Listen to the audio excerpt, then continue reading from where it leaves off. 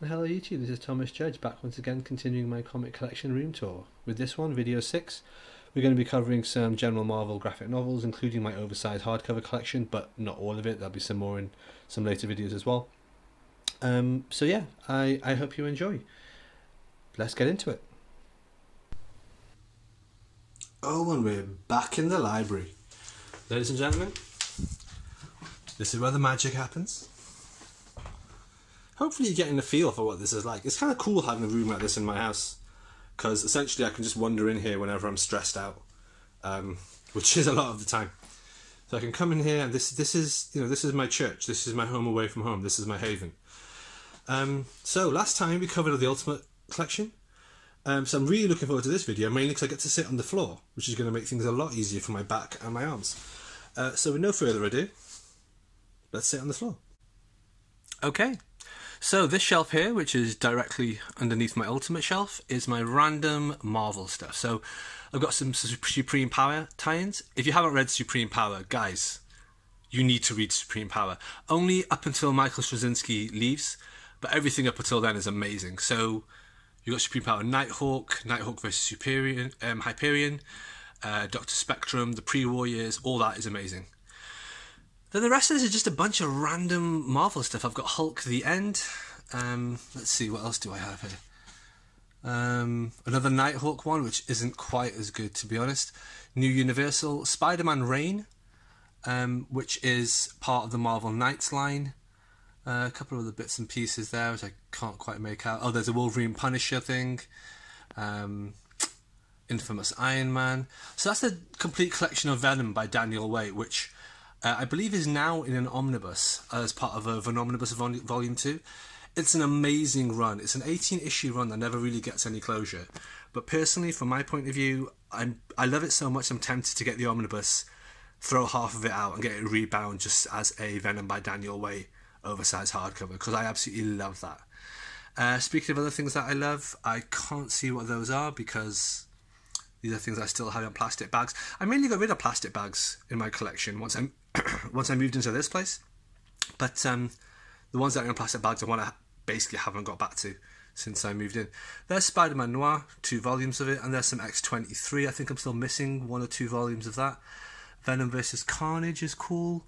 Karnak.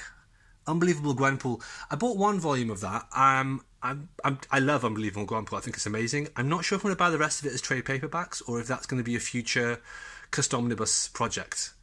In which case, it might just be easier for me just to grab the single issues from my friend who owns a shop. So rather than actually going out and buying trade paperbacks from a bona fide brand new retailer.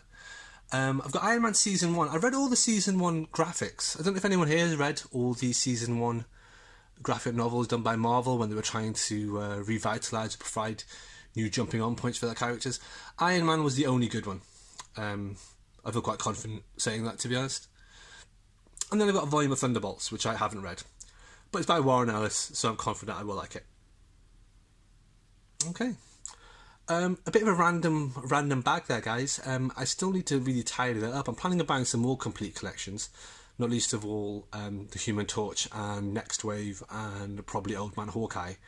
And eventually, maybe one day I'll have a shelf of complete collections, in which case I don't feel the Venom stands out. But I don't know. I'll see what I do. It's all a work in progress. Speaking of which, let's go over here. And now we're over here. So this is Anita Blake. This is the entire Anita Blake series. So what we have here is the Anita Blake, sort of the prologue graphic novel, which is called The First Death. Then we have 2 volumes of something called Guilty Pleasures, 3 volumes of something called The Laughing Corpse, and then 3 volumes of something called Circus of the Damned. So Anita Blake probably warrants a little bit of explanation. And they're all standard size hardcovers, by the way. So the Anita Blake series is a series of prose novels written by a woman called Laurel K. Hamilton. They're really, really good, and I would highly recommend them to absolutely anyone. As long as you like supernatural, vampires, werewolves, definitely check them out. I'm not a fan of supernatural stuff, vampires, werewolves, and the occult, but the books are written so well in this kind of film noir-y kind of way that they're just really good detective novels with really good twists and turns and amazing characterization. And the main character, this female vampire hunter called Anita Blake, who's also the Executioner, I think is her pseudonym or her nom de guerre. So basically, she's in it. She's amazing. It's wicked. I'd highly recommend it to anyone until you get to about book 6, at which point, what's the best way to describe this? It really changes tack substantially to become a very highly charged, ultra erotic BDSM narrative. And I think she's on like book 20 now. And it just gets more and more hyper erotic and BDSM. I think I bowed out at like book 14. If you had book 14 or 15, there was a scene where it was her and then a vampire and a werewolf and I think someone else. And all of them were having sex together. And it took about 80 pages. And I was like, you know what? No, I'm done. Like, I don't get prose books to read that. It's just not for me. But the initial books are excellent film noir, detective sort of books, and they're fantastic. And the first 3 here, so Guilty Pleasures, Laughing Corpse, and Circus of the Damned, are based on those 3 prose books. I would highly, highly, highly recommend them. The comics themselves are astonishing. Hang on, let me just rest my arm here for a moment. There we are. The comics themselves are astonishing, and the artwork, as you can see here, is by Brett Booth. And like, Brett Booth is just the man. Like, he's just the man. Like, this is just awesome. All the artwork is amazing. They're really nicely put together. Now, the first 2 do annoy me, the Guilty Pleasures, and they annoy me partly because they just say Volume 1 and Volume 2, whereas all the others have little subtitles. But there's another much more substantial reason that really grinds my gears, and I'll show you now. So if we go back, down, across, I'm going to go over here. Okay, I thought what I had here in my oversized hardcover shelf was an Anita Blake oversized hardcover. I don't have it here. It's going to be in a much later video because I've remembered where it is. It's behind me. But long story short, with Anita Blake, that first volume, Guilty Pleasures, is available as a 12-issue OHC. But none of the others are. So it breaks my goddamn heart. Anyway, we're talking about this shelf. So what we have here, Wolverine, Old Man Logan. That's the original Mark Millar story. Iron Man Extremis, by Ellis. So I originally had this as a normal hardcover. I didn't realise there's an oversized version, and then someone mentioned it to me online, and I was like, alright, that's cool, tracked it down, and it's there, which is great. Vision by Tom King. I have a hit and miss relationship with Tom King.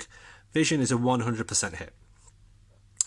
Then we get into Ennis's Punisher run. So we've got Punisher Born, Punisher from first to last, and then Punisher Max volumes 1 to 5. I know I'm missing volume 6. I will track it down one day, no doubt. In terms of the Punisher, that whole Ennis run has been collected as 2 omnibuses, and they were out of print and now they're back in print. Am I tempted to upgrade? Not really. I prefer OHC as the format, so I'm more than happy with this. I just need to get hold of Volume 6. Volume 5 was the really hard to find, expensive one here, and once I got that, it sort of makes it redundant to find it to be financially viable to really upgrade or change format or double dip. Alright, let's look at Daredevil. So this is Daredevil by Bendis. There's 6 volumes there as OHCs. Again, just like Punisher, the Bendis OHCs have become much more available since they became reprinted. But I'm not tempted to upgrade or change. I am more than happy with these 6 hardcovers. Volume 2 there is one where I've actually made the dust jacket myself, and I have a separate video for fixing that because the original dust jacket was, well, the spine was just an abomination. Like, it was just ridiculous. Watch the original video if you want to see what I mean. But that's sort of the start of my dust jacket repair and dust jacket homogenization travels. Then we have Inhumans. It's a random place to stick it. I just sort of threw it in here because there was a gap. This is Inhumans by Paul Jenkins and Jay Lee from the 1999 Marvel Knights run. I'm going to show you guys this. So this is Inhumans by Paul Jenkins and Jay Lee. Not to be confused with any of the more subsequent Inhuman series or Inhumanity or Uncanny Inhumans or anything like that. This is the original OG Inhumans. And this is utterly incredible. As a result of this, I've got a bit of a strange obsession with the Inhumans as a family, as a part of the Marvel Universe, which isn't really borne out by anything that's ever been released after this. The Inhumans are actually kind of dull, and all the stuff about them is kind of like X-Men light, in my opinion. But this series is utterly, utterly incredible. Hang on, I'll just try to show you some of the internal artwork. Look at that. Look at that. Jay Lee just killing it. Absolutely killing it. I'm happy to do an overview of this if anyone's interested, but what I will say is this is something that I would unequivocally recommend to anyone, whether or not they're into comics. It is a phenomenal narrative, phenomenally well put together, and one of the best comics ever, in my opinion. And we're back. So I've got one volume of Daredevil by Mark Waid as an OHC, need to pick up the rest at some point. I'm also missing all the Daredevil by Brubaker. That's only available as Omnis and not as OHCs, so I'll pick up those Omnis someday. Spider-Man Volume 1. This is actually a Marvel Knight Spider-Man, written by Mark Millar. First 12 issues, and then I think it only lasted for another 10 issues after that. Several of which are collected as part of Spider-Man the Other, which is an event I'm not going to ever buy it because it's terrible, and I would never recommend it to anyone if they came to my house to read a comic. So, I don't know. I still need to read this and get a feel for it. Then we've got Marvel's, the 10th Anniversary Edition. Fantastic comic, very well known, highly recommended, beautiful artwork. It's a great comic. You should definitely read it, if only to make up your own mind, decide whether or not you like it. Then I have NYX, the oversized hardcover, which is the introduction of X-23, otherwise known as Laura Kinney, otherwise known as Wolverine's clone. NYX is great. It's very underrated and very much forgotten, but it was kind of like an adult imprint about teenagers. Pretty hardcore.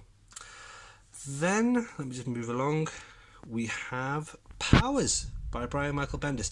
Now this isn't Marvel, although Bendis then moved over to Marvel whilst this was being published. This is published by Icon, but oversized hardcovers. There are 7 hardcovers in total.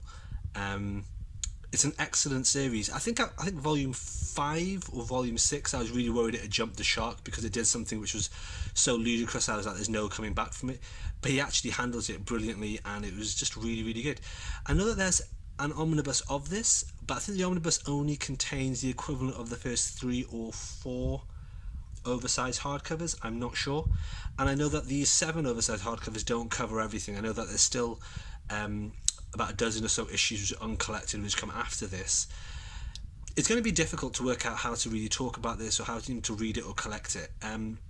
I've read all of the ones you can see here, barring volume 7, and Powers is an absolute nightmare numerically speaking, because it starts off with issue 1, it gets to a certain issue, then it rebrands and starts off as another issue, then it changes publisher and starts off as another issue, then it changes its name and becomes Powers Bureau, then it changes name and goes back to something else, and it's collected in a variety of formats across different publishing lines and publishers and names and formats and volumes, and it is a pain to try and keep it straight in your own head. So I'm planning on doing a reading map of it, and I think now what Bendis has said is that they're only releasing them as sort of one-off graphic novel one-shots rather than issues on an ongoing basis. So collecting this is going to be a bit of a pain. I'd highly recommend getting the oversized hardcovers, but that isn't the end of the series or end of the story. So stay tuned, guys, and I'll let you know how I decide to collect them and where to go from there. If you haven't read Powers, though, I strongly recommend it. However, I do not recommend the Powers TV show. I've seen 2 episodes of it, and I need to watch the rest of it, actually. Damn. Yes, I do. I've got it somewhere. It's not very good, though, in my opinion. Then we have Supreme Power.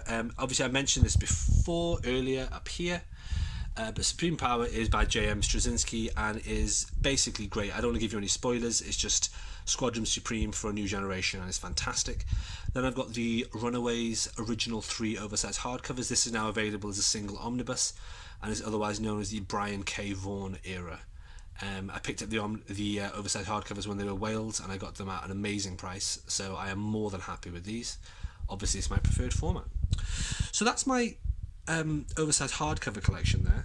Let's drop down, and then the last shelf here, guys, well, just continuing from a while ago, I had all these game guides. We got as far as H and Halo, and then we've got a guide for Halo 4, Halo 5, the incredible Horizon Zero Dawn. That guide is well worth picking up. It's beautiful.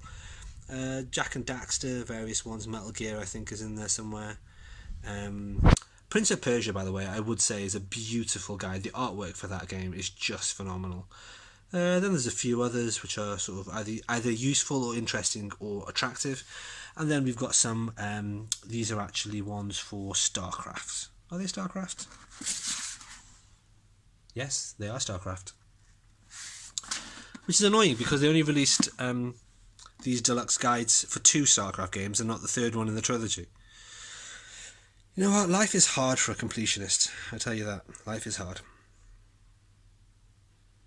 Okay, guys. Let me just scooch back a little bit. That's what we covered in the last two videos. We started off with the Ultimates, did the whole Ultimate Universe. Oh, Wildstorm, Ultimate Universe, random Marvel stuff.